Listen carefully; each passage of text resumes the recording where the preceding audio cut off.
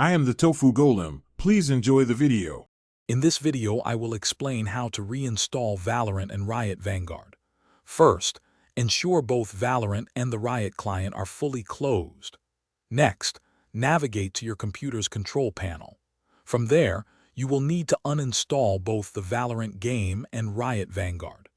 This ensures a clean slate for the reinstallation process, addressing potential issues effectively. After uninstalling, it's crucial to remove any leftover files. Go to your Program Data folder and delete the Riot Games directory.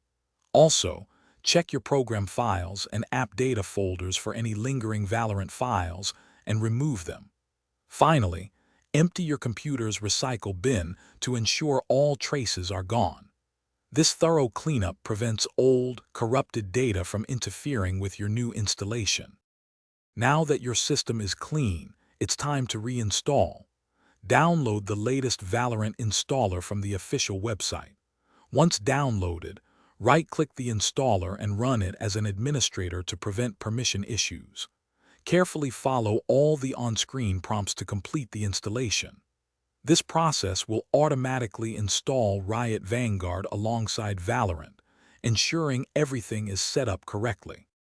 After the installation is complete, it's highly recommended to restart your computer. This allows all the new drivers and software components to properly integrate with your system. Once restarted, launch Valorant and test the game to ensure everything is working smoothly. If you encounter any issues, consider checking the official support pages. Also, remember to check the description below for a link to some great socks and other helpful deals. Thanks for watching. Consider subscribing if we helped you today.